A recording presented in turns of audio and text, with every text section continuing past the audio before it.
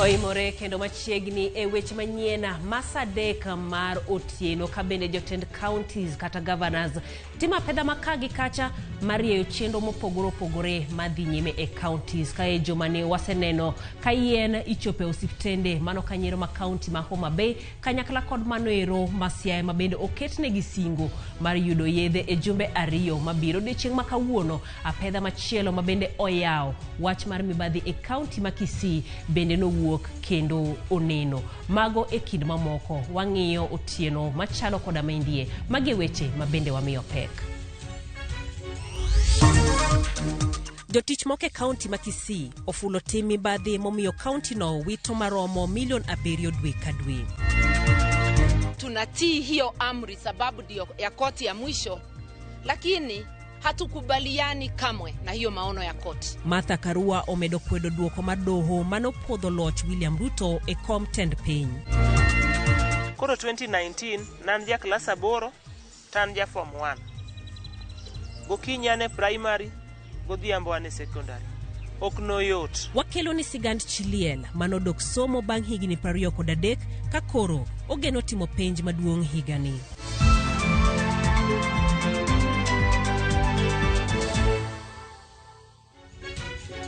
Machiegni luonga ni Jaelieta jaloko marwa en Winnie Adoyo bende inyalo chwalo ote magi e namba wa mar ote machuok ma en 236000.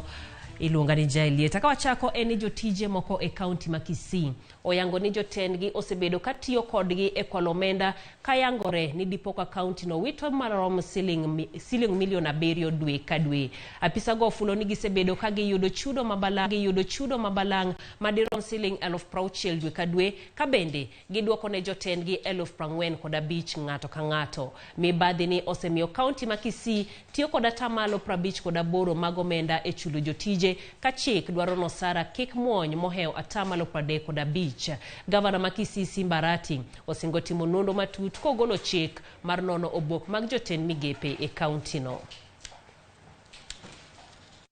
Ya union ya wafanyikazi. So I'm their leader. Kama ningekuwa mtu chini, watu wangekula kiboko.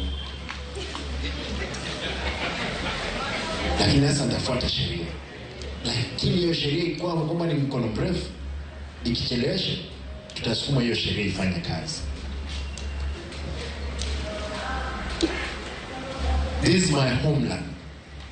This is my county. Ndio wameka vijana wanatusi sisi kwa mitandao. Watu waendelee kutusi sisi. Nitafanya hii kazi mpaka wao wenyewe watakubali kwamba ile ujinga walikuwa nao. You have given us your reports. We're going to check. I'm sitting down with my people. We're going through file by file. Tutapeana report wakati sasa tutaitana na nyinyi hapo uwanjani watu wote. I'll seek all legal means to make sure we have reduced that number, that wage bill, to 35.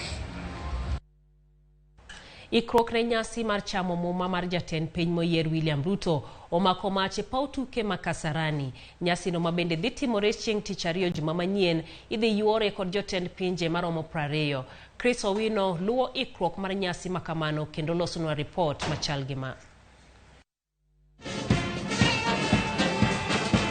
Kuom thuolo machielo, pautuke makasarani opong' kod chenro mopogore opogore e kinde ma jolweny ne timo ikrok mar pangruok mogik ne jatend piny Uhuru Kenyatta chieng' tich ariyo juma manyien.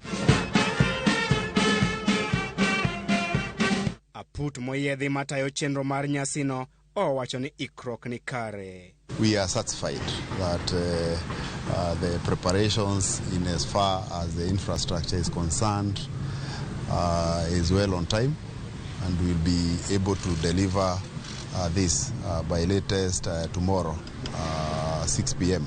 Jagoro mongirore e migao mar arita kwe Dr. Karanja Kibisho okwayo jopiny mondo ochope pautuke makasarani chakre saa 10 kogwen nyaka saa 1 okinyi. This is Kasarani Stadium, 60,000 human beings capacity without overflowing, and therefore we are expecting on Tuesday that we shall host here 60,000 Kenyans and 2,500 or thereabout at the dais of the VIPs and the VVIPs. Rangae duto mag paw tuke ma Kasarani man gi nyalo mar ting'o jopiny maromo 60,000 idhi lor tok saa 1 okinyi.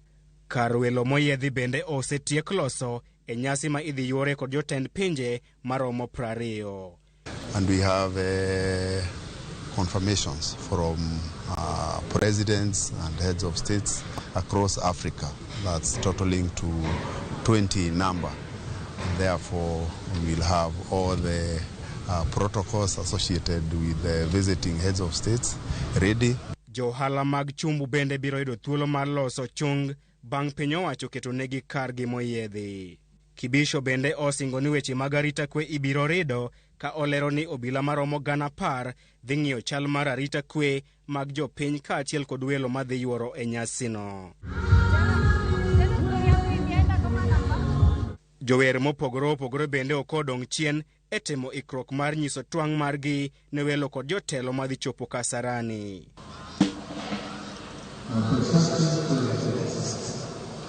Jatend piny Uhuru Kenyatta dhi weyo telo e lwet jatend piny moyier William Ruto bang' tayo piny Kenya kuom thuolo mar higni 10 mokalo. Chris Owino, Ramogi TV, Nairobi.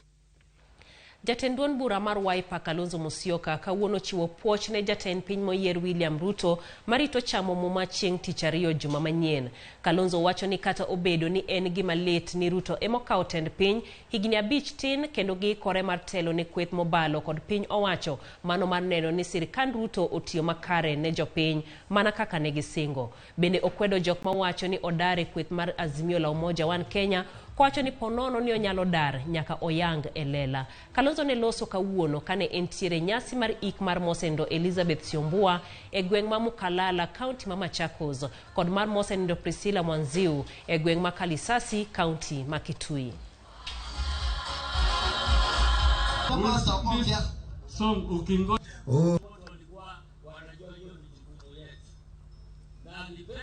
Five years is a short time. We are going to serve in opposition the best way we can. And we are ready. We are ready. So don't be, hakuna kitu ya kuwa na shida. I now want to take this opportunity also congratulate President-elect who will become president on Tuesday, William Ruto. Tunamheshimu. Unajua, we did not agree at all with the verdict of the Supreme Court, but we are bound by it. And this is what a nation is. Tutameza hiyo uchungu wote kwa sababu ya nchi yetu ya Kenya. Jatend bura mana Kenya Martha Karua owacho ni onyalo biro manyo ratiro mar duoko mar yiero mar tarik 9 dwe mokalo e doho mar riwruok mar pinje mantiere Afrika ma Ugwe. Kanoloso kod jofwambo, Karua onyono kar tiende ni ok oyie kod duoko madoho mamalo mogik ma pacho kanogolo ma bende nosiro yiero mar Ruto kaka jatend piny moyier. Kata kamano, gichiwo luor ne chike ma pacho ka kendo giweyo piny Kenya mondo odhi nyime. Karua wacho ni obiro rito mondo doho mamalo ochiw gimomiyo ne gitimo ng'eto makamano tok ndalo 20 mano mar chiwo duoko no kaka ne gisingo.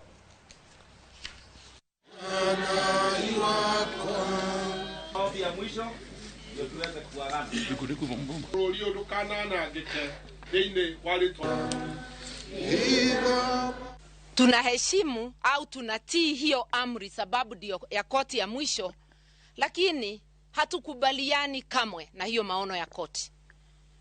Kuiheshimu ni kusema ndio nchi itaendelea kulingana na vile koti imeona. Lakini kwetu hatukushindwa, tulishinda. Lakini kuvunjika kwa mwiko sio mwisho wa upishi. Hakuna mahali ingine tunaweza kwenda kubishana kiti ya urais. Lakini tunaweza peleka mahali pengine. Ndivyo tuelewe kama kweli koti yetu ilitupatia haki. Sasa sio mambo ya uchaguzi, mambo ya haki vile nilienda wakati ule mwingine. Na kwa vile koti ikasema ati tuko na hewa moto, hot air balloon inaweza nipeleka East Africa. So I am actually considering whether to travel on a hot air balloon to the East African court just to discuss that judgment. Midhiero mar koth mang'eny okelo dang'ni ne jodak moko e kaunti ma Kisumu. Kony pod bor kodgi kata obedo ni moko kuomgi osedar e miechgi kendo owito yoregi mag yuto. Bende giywago olalo mondo ochwal pi ma bende muomo e aora e yo makare. Millicent Adhiambo luono wachni. Chieng' tich adek jumani, kar sa 1:30 odhiambo, e alwora ma Kisumu County, piny noloko lando, polo ne olo koth nyaka dier otieno. Pi ne omuomo nyaka e udi, ma omayo jodak ma alworano nindo. Nyocha chieng' tich ang'wen, nyithindo chiewa nyikwaya ka gigore i pi. Kaka tim nyithindo onge. Apodho ok ni maber, ka jomoko nitie mani odak e udi kanyo, to ninde e pi, e wi mesa malo. To timonwa kama higa ka higa, sama koth chwe, to nyaka ma timrenwa wadar wanindo oko gi nyithindewa gi nyikwewa ma koro kwan maber. From 2019 maji lituweka nje, tukaama ikabidi kila mtu kujipanga. Wengine waliishi kwenye shule na wengine wenye wakufanikiwa kupata nafasi wakaenda kurent. Mimi nyumba yangu maji libomoa, ndo nimejenganga juzi na tena imerudi, na shida ambayo tuko nayo kuu kabisa ni mto wa Nyamasaria, ambapo mto wa Nyamasaria umezibana. Oula bende ne omonjo puothe ma oyweyo nyaka cham. Paka mivuko yenye tulikuwa na kama kuku, kama bata, kama mbuzi zilienda na maji hiyo siku. Ilijaa ikajaa kabisa. Kupika ni ngumu, hakuna penye unaweka hata meko peke yake. Vitanda zetu vililoa na hakuna usaidizi ambao tumepata. Jomoko bende ne pio daro e miechgi. Anachiel kuom joma pio daro mowe utegi. Pio daro dhako maduong' adak mane kanisa ka msungu no wuothe pi gi jakomwa mar jaduong' gweng'. Kane gidaro wa ka udiwa oumukore waonge kar dak. Pi ringo nyaka wi otanda. Okwan maber jowarwa dano waywak mondo sirkal okonywa. Koth mang'eny jarocho ngima oganda e mier, e chiche koda ka skunde. Nyikwaya moko benyo wuok ni dhi sikul, achiel nyogole i pi. Jokama kaka timra onge tan tiliel be, onge gimoro amora matimore. Tijewa ochung' kaka an ga mama mboga, kaka dhi awar mboga no onge pio uma lot. Nyikwaya bende be kech kayo. Tunapita mangumu kabisa. Hata jinsi unavyoona, unaona vile maji iko, hatuna vile tunazapigia watoto wetu. Watoto wetu hakuna vile wanaenda shule. Kwanza kama mimi mwenyewe kuanzia from Thursday watoto wangu hawajaenda shule kwa sababu vitabu ilienda na maji, uniform ikaenda na maji, niko tu nao kwenye nyumba. Achiedh nade oloro gwengego ka ji mathoth pok oyudo resruok. Kaka nitie koth osebedo ka chwe, wasebedo gi chandruok mang'eny kendo jogo mang'eny oseyudo chandruok ma pi odaro. Mana kaka osewachi ni familia 8 osedar kendo gidhi e kanisa ma Katanya. To familia 300 o kata 120 mosehinyore gi pi koa area mar Wigwa, koa area mar Kapuothe, koa area mar Block nyaka Dunga. Omiyo an awacho ni kaka koro representative maru adhi tudora gi county government ma Kisumu mondo wang'e ni to ere kaka wanyalo tieko ma. Wayawa ore duto ma wabedo gi ikruok ni ka koth chako chwe to ok wabed gi buok moro amora.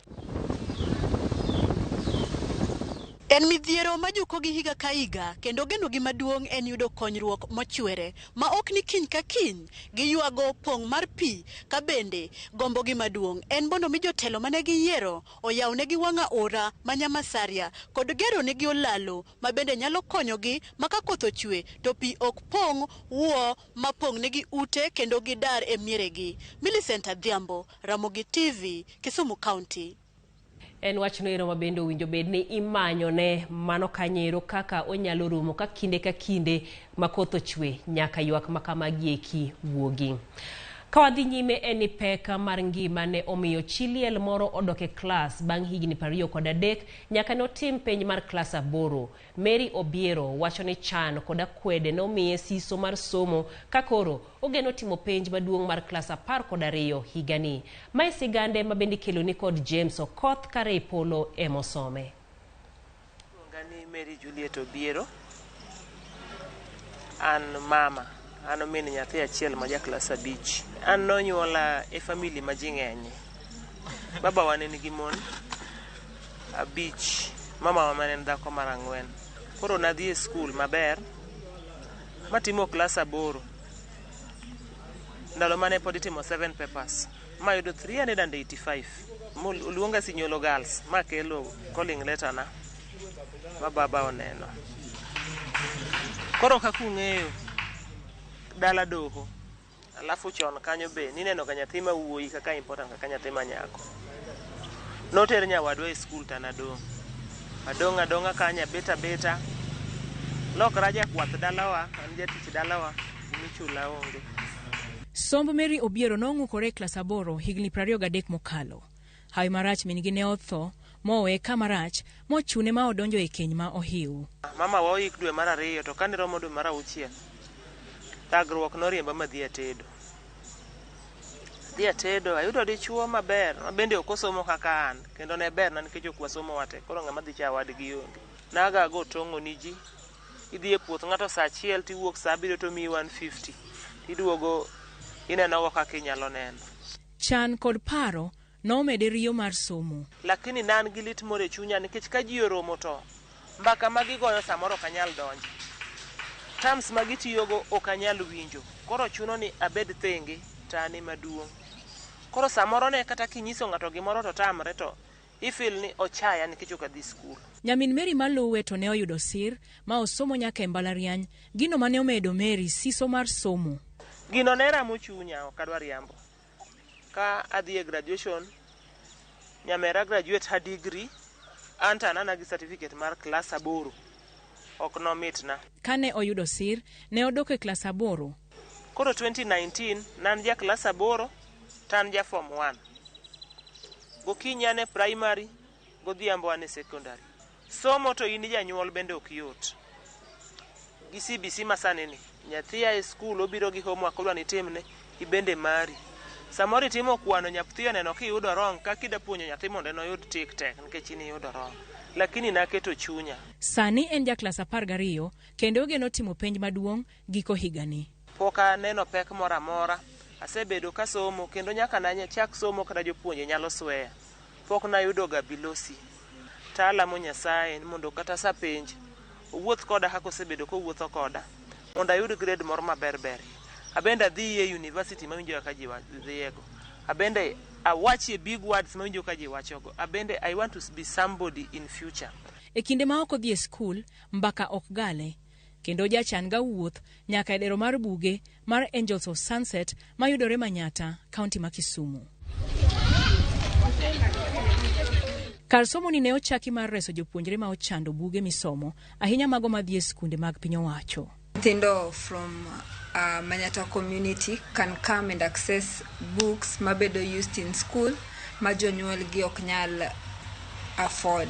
Ginyalo biro kae sa bang school to gitimo homework from a well-equipped community library and lighten and child-friendly. Harold Matete, mane en japuonj, noyawo dero mar Angels of Sunset kaluwore kod midhiero mane oneno ka jopuonjre kale. Books are very few e public schools gi. Koro inyalo yudo ni book achiel nyithindo share kata nyithindo 4. Koro by the time japuonj weyo homework, nyithindo moko gi nyathi achiel dhi gi book. Koro by the time ang ne luorre ma nyathi mar 4 yudi. Ang ni yudo ni ati japuonj oseduogo e school ma ose dwaro ni collect homework to nyathi pok otimo. Koro na feel ni jopuonje mang'eny ne golo nyithindo oko mar class, nyithindo bedo ridiculed, ji nyiero gi, jowete gi nyiero gi.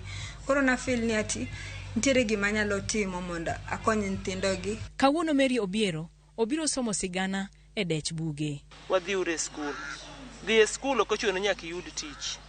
Dhi e school miyo ibedo gi rieko e obwongo ni makata kiwuoyo kama ji nitie. Ting'e ni mae onega wach ka to onega wache sama kama. Anytime my mako book, there's a way my bet composed, there's a way my bro attracts people, there's a way my conversations gibo bet different. Matete kwayo sir mar buge mondo omed konyo jopuonjre e alwora ma Manyata. Ka wantiere gi books ot, both used gi gently used gi ma pod berber mondo wakele community library nyabet Manyata, nyabet Obunga, Kondele, anywhere around Kenya mondo empower nyithindo gi mondo enhance community library makonyo ji ainagi. Bero alwora mar somo ne jopiny en achiel kuom okenge ma ijiwo e kinde ma piny hingo kampen mar somo e bwo riwruok mar piny ngima mar UNESCO. Migao mar somo medo rido chenro mag somb jomadongo. Kik waluor yo mora mora nikech penj mitime adult education ka e penj mitime formal sector. Kata kamano, fuok pod nitie. Waonge school milunga ni adult education school. Koro akwayo government, sirikal, mondo olosnwa government schools, school mar adult, mae primary gi secondary. Jokanyo mag somo e kaunti ma Kisumu golo jip ne jomadongo mondo omed sombgi. Yudo ka ng'ato biro e class, tinyise ni kaka itine, or you are older, you look older, moko nego beni dhiye e school sani. Somo onge giko. Ado wacho Kiswahili ni elimu ni bahari, haina mwisho. Ji soma nyaka gitimre nade githo. Mano kanyero adiere kendo wach makende eni somo onge giko. Jip makende mabende miyono ochiwo ne jogo mabende pod dhi nyime gi somgi sani kata jogo mabende pod biro dwaro gombo mar yudo somo e kinde mabiro. Wakao yweyo matin ka waduogo wabedo koda chenro mar mine wacho. Kikidhi mabor.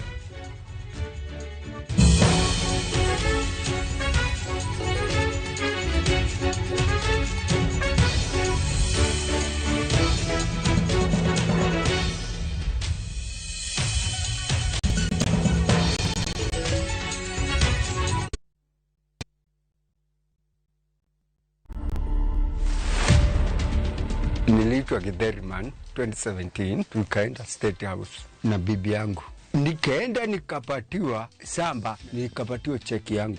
Na nikapatiwa mpaka title. Uko na surprise nyingine unataka kupatia Wakenya? Yes, niko na kanini kakitu kakubeba uji na ugali. To watch this story and more, download the Citizen Digital app today. Kenya's #1 app, Citizen Digital. Mashabiki chungu nzima wanaendelea kushinda bonuses nonono kwa Shabiki Jackpot Mbao. Bonuses are for 10, 11 and 12 correct predictions. Join the bonus movement. Cheza Shabiki Jackpot Mbao kwa kutuma neno SJM kwa 29063 na huenda ukajishindia zaidi ya shilingi milioni 20 kila wiki. Shabiki Jackpot Mbao, the easiest jackpot in Kenya. Not for persons under the age of 18. Betting can be addictive. Play responsibly. Shabiki.com is authorized and regulated by the BCLB. License number 416.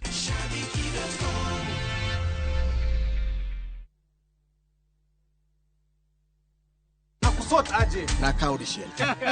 Nitumie na Airtel Money. Send money for free on Airtel to Airtel. Dial *334#.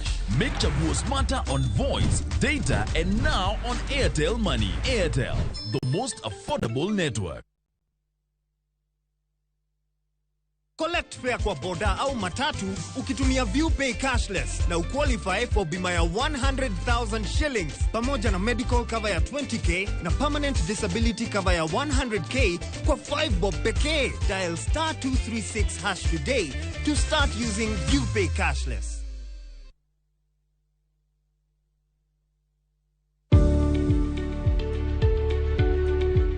Yud chudo maromre kodi kaito iti kod omenda matin ne chudo miyudo.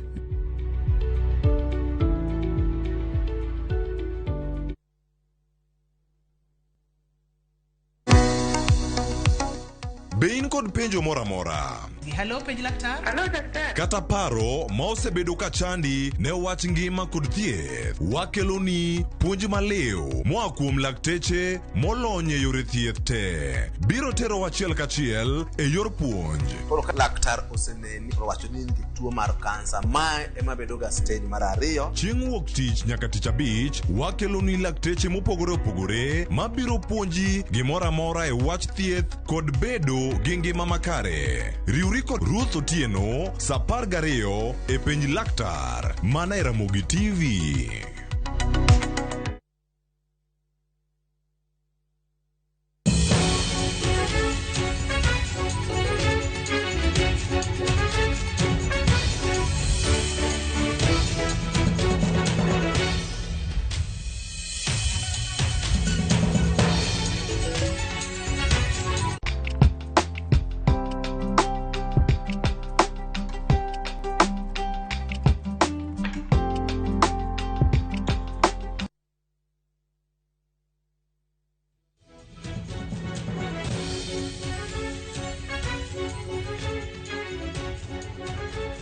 Machiegni kendo kawadhi nyime kod weche manyien kabende kochopo kinde machalo koda ma wabedo gi chenro mar mine wacho to kapok wadonje twaka wang'iyo kanyero miyowa mano mar jumani kabende kawaparo ni jumani endi wenge duto ne ntiere e od bura mano mamalo kanyakla kod mar senate kabende jo od bura kod senators ne chamo muma to wenge duto ne ntiere kuom miyo achiel miyo noero mabende iwacho ni noloso historia mano mapacho kapok wadhi mathoth en kanyero karan mar od bura mamalo mabende nitiere e yor kojolo gi kinde machalo koda ma iluongo ni Sera Kioko wawinjane matin kaka chenro osebedo e jumani.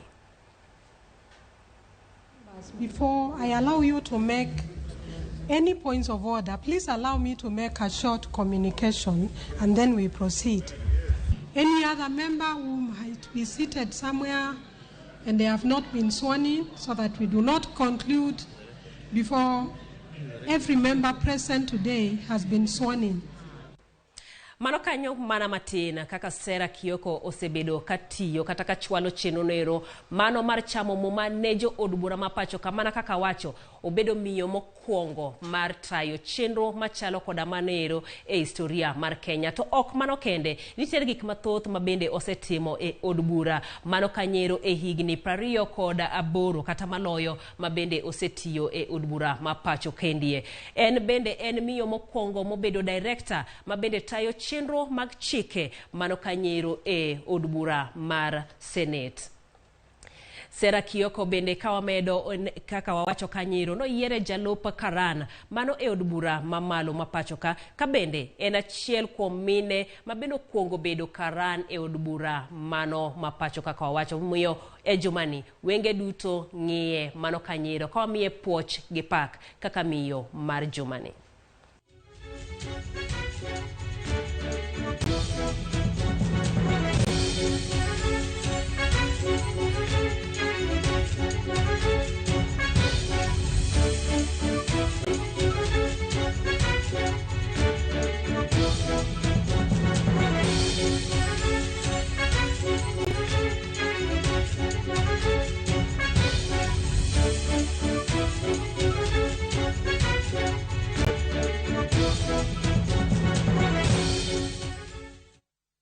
Mabende dhi chwalowa e twak ma obedo godo kawuono e weche mag somo e mine wacho en ni jatend migawo mar somo George Magoha onyiso sirkal manyien mondo oneni ochulo contractors duto mabende osebedo katiyo e gero klese. Magoha mabende ne wuoye kinde mar nono klese mabende igero e kaunti ma Bungoma owacho ni deko mar chudo obedo kaluwore kod donjo mano mar sirkal manyien. Kamano bende omedo ni klese ma kaunti noero owinjo bed ni oserumo kachopo wuok tich juma manyien kanyaka sani gero klese sani osechopo atamalo 99.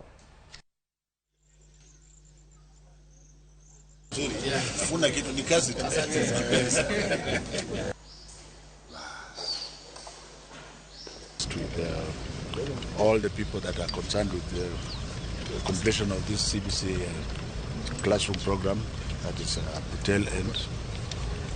And we basically agreed that since we have the remaining classrooms are at roofing level, that they will be completed by Monday.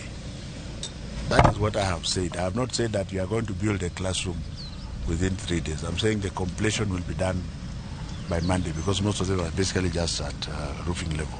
The incoming CS ensure that once the exchequer is open, we should pay the contractors very quickly without any further delay because these classrooms have been constructed at a reasonably good price of 708,200. Mano kanyero jatend migawo masomo George Magoha kabende omedo wuoyo e ikruok ma klese CBC mabende chenro makamanero owinjo bedni owacho ni osechopo atamalo 99 mondo gedo makamano orum. Mano bende chwalowa e twak ma wantiere godo e odhiambo makawuono kawang'iyo mano weche go mag somo ahinya e sirkala madonjo manyien ka weche osebedo makagi kacha e wach masomo ma CBC bende sirkal manyien biro dhi nyime kode koso gibiro kete tenge e kind weche mamoko mano e sekta mar somo. E studio antiere kod Lina Anyango ma bende en jatend chenro mag somo OIMORE kendo machiegni. Erokamano ahinya kuom riwri kodwa e Ramogi odiochieng' ma kawuono. Wachaka ne gi weche mag CBC kiwawuoye wach mar ikruok mar klase manyiso ni idonjo e junior high to ken mano kende e somo ni endi ahinya kaka iwacho ni koro jogi nyalo bed ni dhie boarding klase kende oromo kosa ikruok mane kendo mwinjo bed ni iketo. Kako madier aneno ka gini oyudo serikal kana poko ikore maber.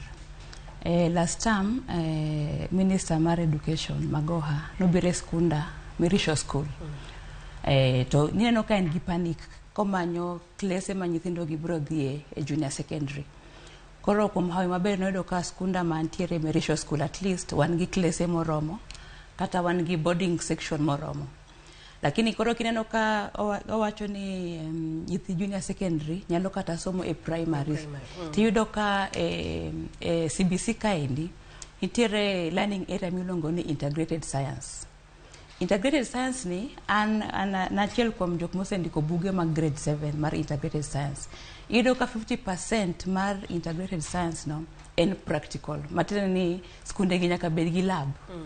Koro ineno ka janyuol okong'eyo ni this is a requirement, en obro go for the easier option ni nyathina no somo primary kaendi kar mondo dhi mabor weya a retain e school ni. Lakini okong'i ni kama samo keto nyathi e school ni nitiere subjects moko madwaro ni nyathi obed kuma nitiere enough infrastructure. Eno ka sani serikal tiyo under panic nikech koro sa oseromo kumora mora maginyalo yudo class aparo ni ginyalo yie mondo nyithindo donje. Tingeni wacho gima kare nikech mana motele jumani no wuoyo e skunde mag ji giwegi kata private schools ni kigi kasre gi donje wach CBC ka gionge gi laboratories to mana kaka iwacho ji mathoth kia ni labs gi timango to kata skunde primary ma jonyuol moko kata jatend migawo wuon ne wacho ni jopuonjre nyalo donge laboratories gi nitiere.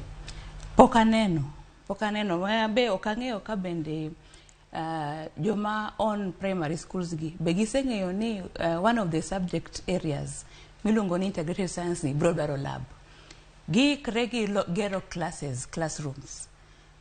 Tingeni koro integrated science ni form foundation ma nyithindo gi gibro dhi e senior school kaka koro gibro donjo wach mar STEM gi the other pathways. Koro ka e junior secondary school kaendi ogiyudo foundation ma strong tingeni koro gibro bagni. Koro kanyo kuma dinaher ni mondo jonyuolo ong'i wachno sana nikech sani gine period ma giyiero skunde ma gidwaro ni nyithindo mondo obi odhie. Lina benda paro ni odeko nikech kinde mano med ne jonyuol kata jopuonjre mar ndikore ni school omede to olore kawuono tarik 10 dwe mar 9. Koro bedo nang'o owegi oko koso mana magiseyiero ge magibodhi go nyime. Aparo ni serikal biro ng'iyo wachro kendo nikech ma endi gimopoyo jite. Sama jonyuol gi giyiero skunde gi gimbe gikia gima dhi mbele gikia ni koro ayier ang'o onego ang'i sama ayiero skul ineno. Koro aparo ni mana kaka kata ndalo mana wasomo inyalo yiero ni diher ni dhi skul makama lakini results kowuok tiduongi e skul machielo. Kendo koro kibire kaka skunde mag private kaka ana apuonjo Mirisho School. Mirisho School en a private school. Matini ni kata ka nyathi ok oyiere sani to iga manyien kohero ni odwaro dhi a private school makama aparo ni pod en gi option no mondo dhi e school ma odwaro.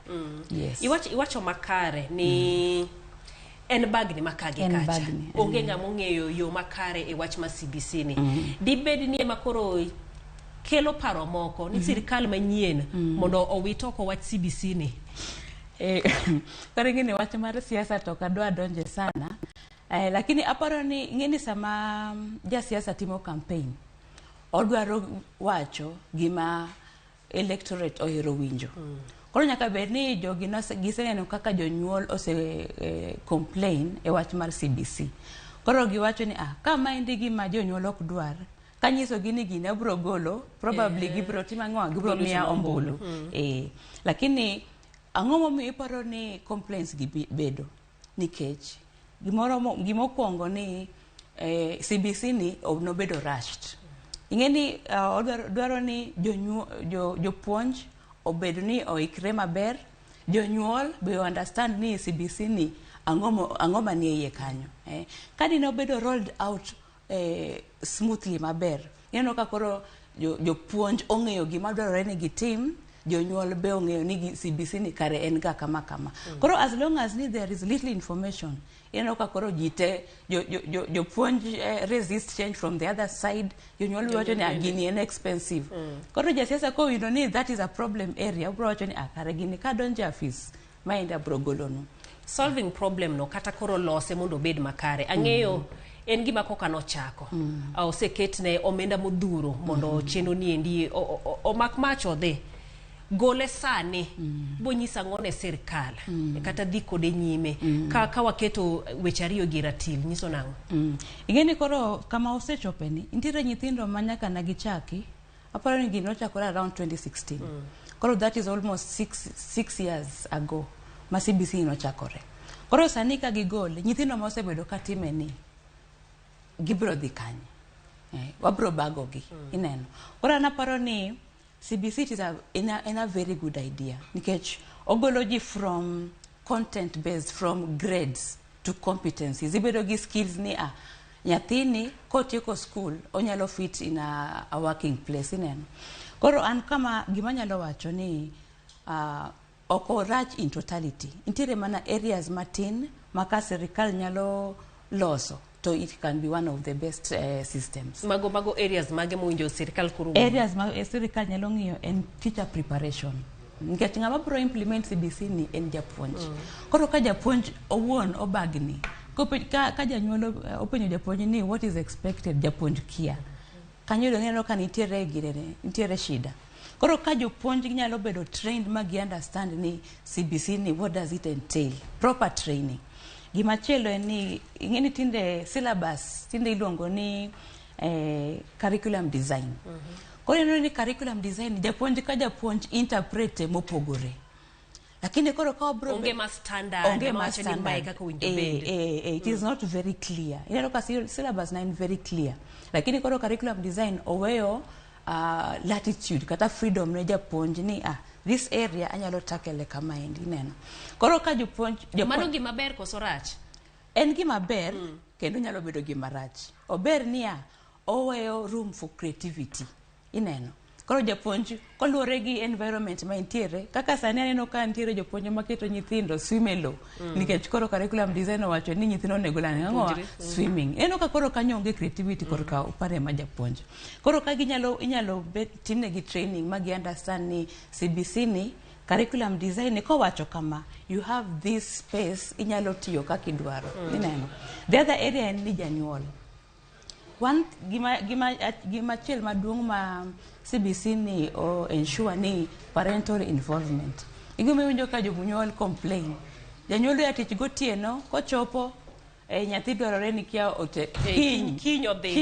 odhigo walo kiny gokinyi oyeno ka janyuol koro neno ni it is a burden nikech sani koka donjo where was this koro ka jopuonj inyalo nyis jopuonj ni prepare your schemes of work in good time kingeni week mara abich ibro dwaro gini nyis japuonj nyis janyuol chon mondo timango mondo oikre ineno kato ananeno ni the other thing ma sirikal nyalo timo o conduct workshop ne jonyuol nikech one key pillar mar CBC and parental involvement koro kinyal involve a parent makia what CBC is yes koro aparo ni those areas ka sirikal nyalo take time nyalo invest in those areas then this CBC is a very good system ema nomiyo jonyuol moko ma nyithigi koka chako school mantiere baby PP1 neneno matek nikech giro puonj gi ABCD to owinjo gi konye japuonjre matimo abuk yes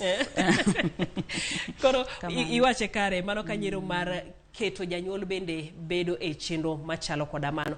Sama koro jonyuol ywak kage ywak kanyero omenda magitiyo godo e CBC kata bech chwalo chenro mag CBC magiwacho ni malo ok en ne omenda kende ka wang'iyo en kaka na achiel kuom jonyuol mantiere CBC kidhi e skundni buge opogore kapondo go nyathi transfer buge manotiyo godo e skundni ok onya tiyo godo e skul machielo ang'o mamono bedo kaka 844 nong'eni en primary mathematics, primary English makamano. Ang'o miyo koro gipogore school ka school sama koro donje CBC.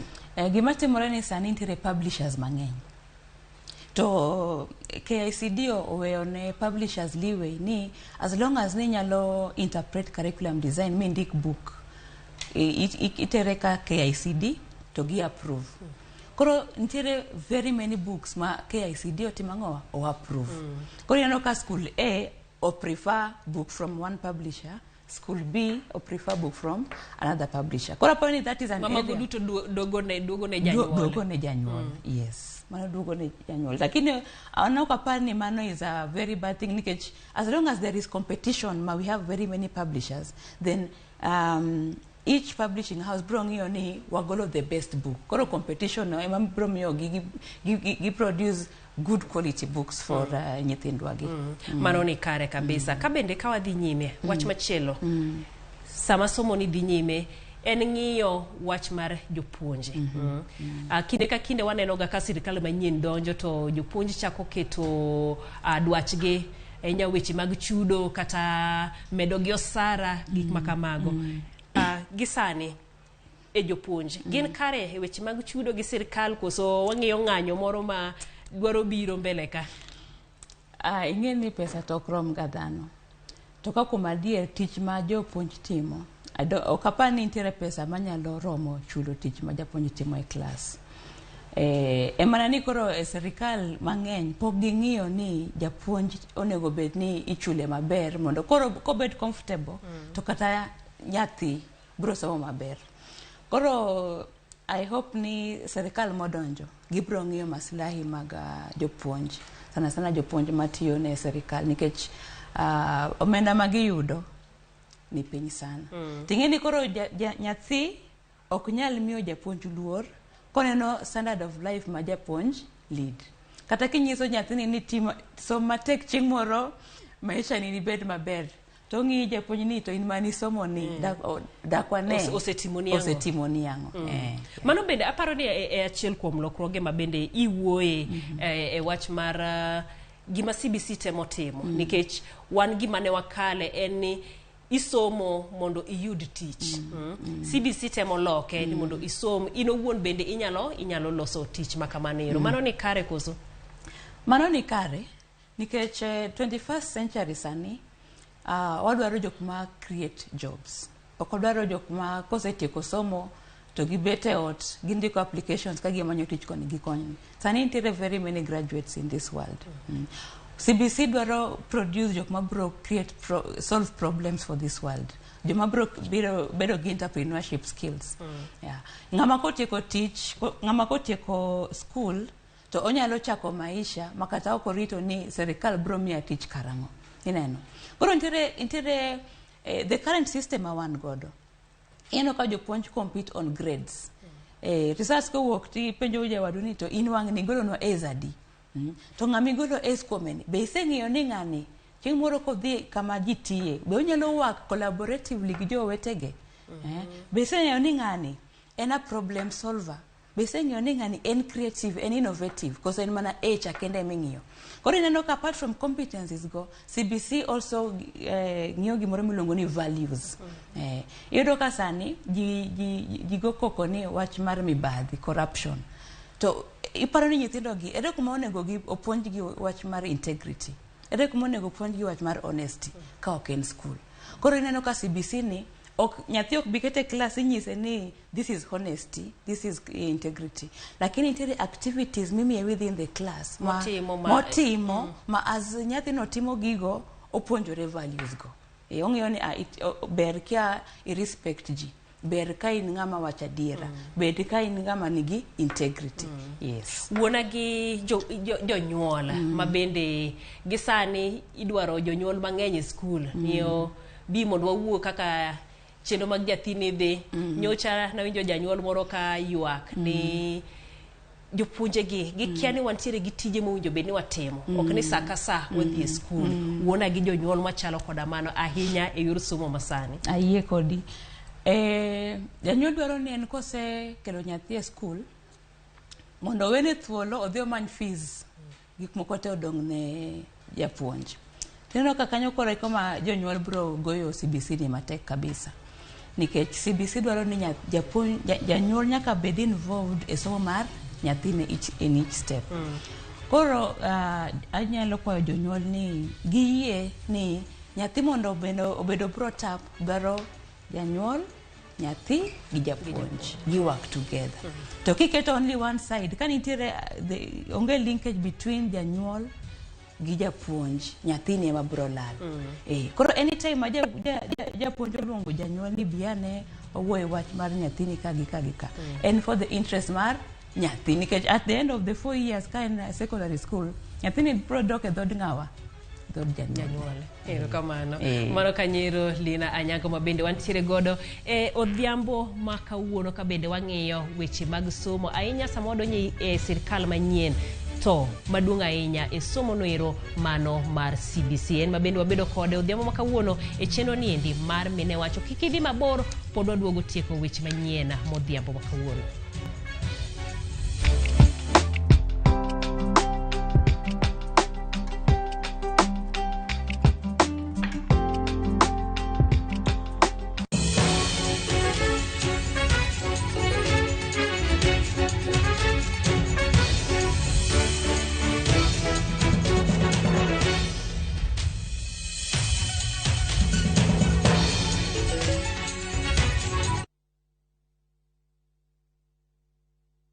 Citizen Digital is proud to have emerged top and been selected for the 2022 Google GNI Middle East, Turkey and Africa Innovation Challenge. With Google's support, Citizen Digital will increase its capacity in news gathering for viewers and listeners under the Wananchi reporting platform. Download Kenya's #1 app, the Citizen Digital app today and get the news as soon as it happens. Kenya's #1 app, Citizen Digital. Wakenya wengi wanaendelea kushiriki na kushinda $300,000 kwenye Shabiki Major Leagues Jackpot. Kwa majina naitwa Joel Mrenya Chudo. Nimefurahia sana kushinda hii Shabiki Major League. Nimekuwa mshindi wa Shabiki tukufu. Kwa majina yangu naitwa Daniel Kimwete Kiroi. Ni mara yangu ya kwanza kushinda hii Shabiki. Naimiza wale wenye hawajacheza wajaribu kucheza tena. Hii mchezo ni real na mtoto anaweza shinda na iko sawa. Kuwa mmoja wao. Cheza Major Leagues Jackpot kwa shilingi 10 pekee kwa kutuma neno MJP kwa 29063 na waweza kuwa mshindi. Shabiki Major Leagues Jackpot, the easiest jackpot in Kenya. Not for persons under the age of 18. Betting can be addictive. Play responsibly. Shabiki.com is authorized and regulated by the BCLB. License number 416. Shabiki.com.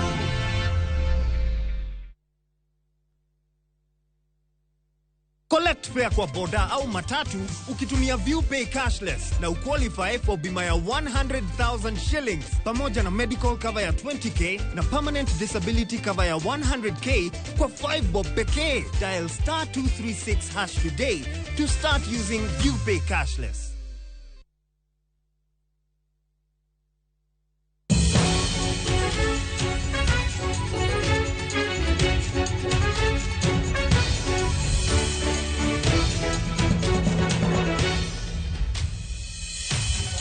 Machiegni kendo miyo moro ma jahigni 25 kaunti ma Bungoma onyuolo nyithindo 2 momakore gi eigi. Nyithindo go koro chomo od thieth mar Rufaa ma Kenyatta kama igeno timnegi bero mar pogogi. Od thieth mar Rufaa ma Bungoma oyudo welo makende rude mane onyuole od thieth ma Nabwala. Ochopo mar yudo thieth makende kaluwore ni ne onyuolgi ka gimakore gi eigi. Mana kaka mine mamoko Ruth Wechuli mame nyithindogo wacho ni noluwo chenro duto mag thieth e kinde mane Kutoka nyumbani kufika huko nilipimwa ilikuwa inches 5. So far ilifika huko saa 4. Sasa ilikuwa by saa 8 saa 9 hapo nilikuwa nimejifungua. Daktari alikuwa anatoa mtoto akaona ni wawili. Sasa the time alikuwa anavuruta huyo mmoja, mwingine pia anakuja. Akivuruta huyo wa juu, mwingine anakuja. Sasa ndio tena akawachukua wote wawili na akawaweka kando. Wechuli nigi nyathi moro mokwongo kendo kwayo kony ne rudegi ka ogero ni ibiro pogi mondo mi gidongi e yo makare. I'm not capable in financially. Sasa mimi Kenya naomba tu juu Mungu ndiye amenipatia, na shukuru, na kwa maombi yenye pia wananchi wanatupea na shukuru pia. Lakteche od thieth ma Bungoma County Referral Hospital wacho ni en okang' margi mokwongo mar yudo nyithindo machalo kamano. Kata kamano gigeno ni bero mar rudego biro dhi makare kaluwore ni ok giriwo thoth fuonni mag del. This is rare because we only get to experience out of 60,000 births that we get a case of conjoined twins. And this is the first one that's actually reported in this hospital. The good thing about the twins is that currently from the ultrasound down, most of the major organs that they have are not shared. That's including the heart, including the liver, except some part of the bowels which seem to be shared. Lakteche medo jiwo mine mapek mondo lu chenro mag pim. Even before pregnancy, they need to start preconception counseling. Preconception counseling involves use of other things like folic acid, which we recommend because folic acid has health disorders from the spinal cord. Rudego koro chomo od thieth maduong' mar Rufaa ma Kenyatta kaluwore ni od thieth mar Bungoma onge kod nyalo mar chiwo thieth makare ne nyithindogo. E higa mar 2017 dwe mar 6, riwruok mar lakteche 50 man kod lony mar ariya e od thieth ma Kenyatta noloso historia kuom pogo rude ma johigni 2 mane onyuol ka omakore. Simfros Okinda, Ramogi TV. Achiel mar oganda kelo mor ahinya to ne joma onyuol kendo odongo kanyachiel. Nyimine mokariyo masani higi oniang' ne odhial e nyasi mane giromo e kuom thuolo mokwongo nyaka ne ginere higni 69 mokalo. Nyasi mariwogi kendo nobage kar dak Malanet e kaunti ma Nakuru.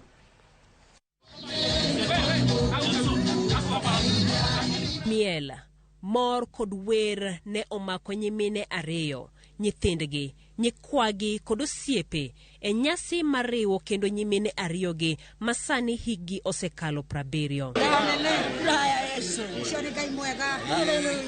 Felista Mudhoni wacho ni nowuok dhi timo pur e piny Tanzania e higni machien kuma ne obodhe. Bang'e ne oduogo pacho ka ma odake gwenge maloi tok. Nilitoka huko nikaenda Rudiani. Nilitoka huko nikaenda Kikuyuni, mama akiwa na baba. Kutoka Tanzania. Nilikuwa nakaa Tanzania, kule kunaitwa Mbeya. Omedo ni notemo manyo nyamingi, kata kamano nonyise ni nyamingi nosedar kuma ne odake. Sasa siku moja akanitumia barua na posta. Mimi nikasoma barua na nikaweka na nikasahau. Sikufikiria tena. Veronica Nyambura manyamingi owacho ni noneno Felista mogik e kinde mane odhi e keny e piny Tanzania. Wakati huo nilikuwa nakuja kuolewa. Na yeye naye alikuwa natoka kwa anti yangu Rudiani. Sasa alikuwa nataka kurudi risafu kwa baba. Sasa tukakutana hapo. Mimi namwambia mimi nakuja kuolewa na yeye anarudi risafu. Sasa kwenda risafu mimi bado kumfuata tena. Veronica wacho ni kaluwore kod hera mane obedo e kindgi nodhi nyaka oloi tok kuma nowinjo ni nyamingi odake. Kata kamano ne okoyude. Kabende chenro mag lande e gazet kod nyakalondo nokonyago lemo. Nikakaa wiki moja, tulikuwa na pasta wetu alikuwa huko. Nikaenda wiki moja tukimtafuta, lakini nilikuwa namtafuta Felista Mudhoni. Sikukuwa najua bwana yake anaitwa nani. Kachunye ne jok tok menyo kum higni bora. Veronica noromo gi nyathi Felista ma bende ne manye kendo ne gipango romo mar nyimine 2. Kwa tunapigania simu tu. Nikamuliza, "Mama ito, uko tu?" Mimi niko tu. Mtoto wangu akamwambia hapana. Nikupanga tutapanga. Vile utakuja. Sasa wanapanga na ndio siku hii imefika. Kata bed ni gidak kuonde mopogore pachoka. Veronica kod Felista owacho ni pod gidwa bedo kanyakla kuom kinde kapok Felista odok dalane oloi tok. Mimi nataka hata wa vijana yake wakirudi wajue tutakaa na huyu sijui mwezi moja sijui.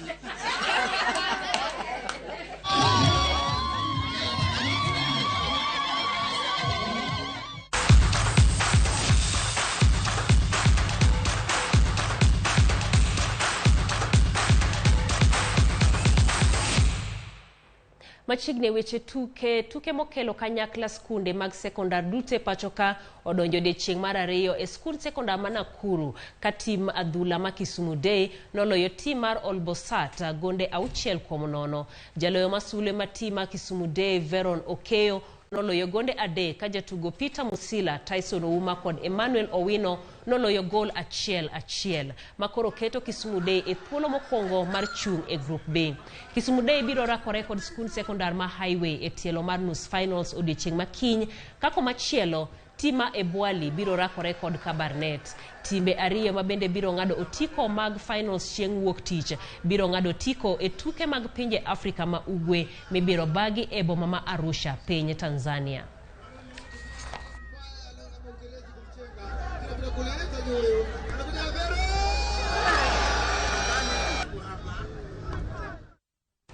Alap mabiro bago tuke tielo mar finals mag pinje mangima mibage piny ma Qatar Lusail Stadium no bago tuke mag Super Cup e kind club mar Al Hilal to kod Zamalek otieno manyoro kamane en tugo marango ka gik moko duto tiyo e yo makare. Alabno mabende nitiere kod thuolo mar ting'o johera mag adhula maromo 80,000 notimne pima mana ndalo matin kapok tuke mag pinje mangima chakre tarik 20 dwe mar 11.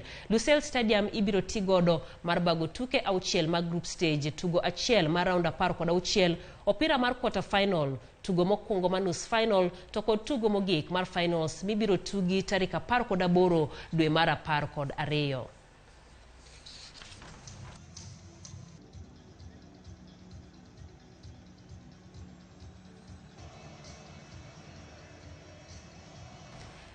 Sebastian Lieb mantiere kod lonya mar arieya e tuke mag rally omako thuolo mokwongo e tuke gi tielo mag Greece bang' hiombo